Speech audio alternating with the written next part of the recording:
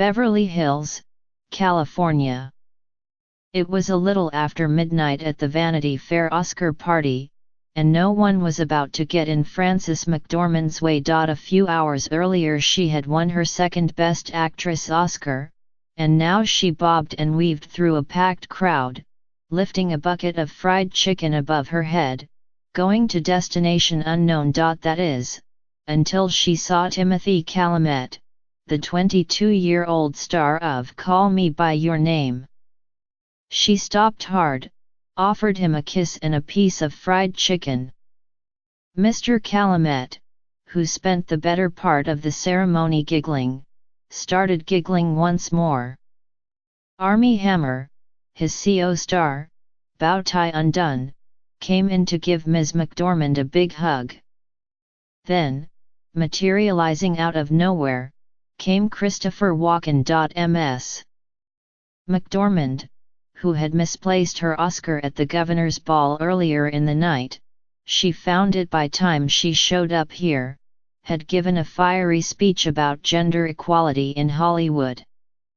Would it last? Would number Metu and number Time's Up last past Monday? She was asked it better. Ms. McDormand said, before she disappeared into the crowd. She seemed determined to be the star of the party. It was a convulsive year not only for Hollywood, but also for Vanity Fair. Graydon Carter, who presided over this must-attend party for years, taking over the slot from the agent Swifty Lazar, was out. Radhika Jones, the new editor, officially took over the master of ceremony duties, standing tall the whole night, even though she was tempted to ditch the heels early on. But if the Vanity Fair party was once about recreating the spirit of old Hollywood glamour, there were cigarette girls as recently as 3 years ago.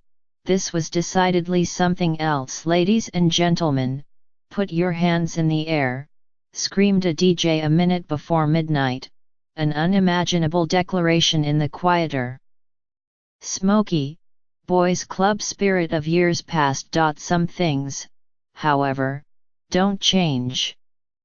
Free of any controversy like blurting out La La Land to close out a night, Faye Dunaway took to a couch all alone and asked someone to pass the fries.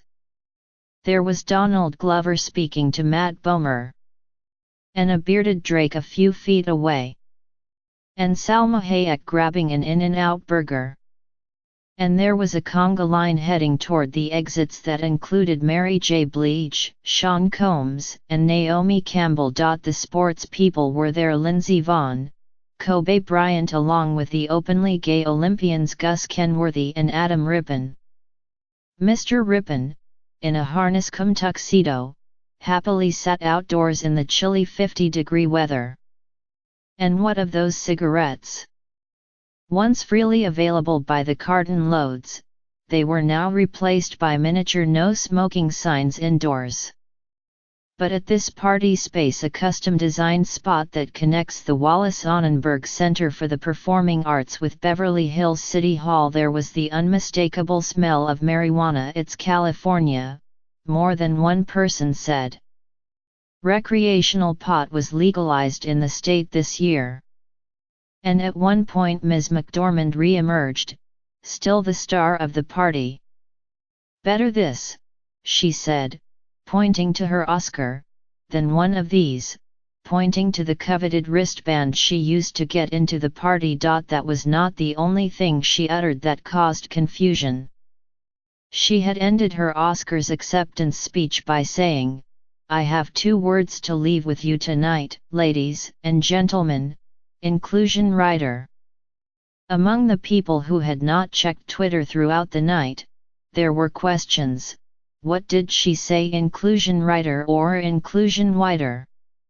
And what exactly is an inclusion rider? I hadn't heard the specific term, said Ronan Farrow, the journalist whose New Yorker report on Harvey Weinstein along with the New York Times broke open the floodgates that led to the number Metu reckoning. Mr. Farrell loved it, and was thinking of using it himself. I had not heard the exact term, said Laura Dern, adding that she spent her car ride from the Oscars ceremony Googling it. She loved it, too, and compared it to her use of reformative justice at the Golden Globes 2 months ago. Ms.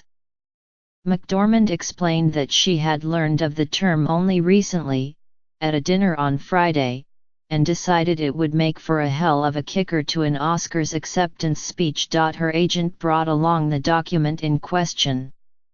It opens with, "Statement of Purpose, recognizing that increasing the number of females and individuals from other underrepresented groups auditioning for supporting roles, and casting them whenever possible in a manner that retains story authenticity, will facilitate employment and create a stronger pipeline for more diverse representation on screen." But would any of this mean a lick?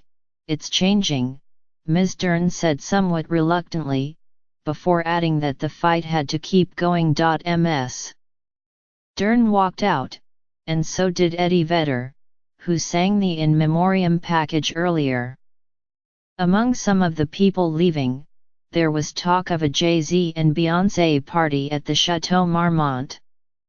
More than one person asked, was that party trying to fill the vacuum in a post-Graydon world? Greta Gerwig kept it up on the dance floor. Jordan Peele, Oscar firmly on the table, held court near a widely underutilized espresso machine. It was getting close to 2 a.m., and within a few hours offices around Hollywood would soon reopen. Would any of this last?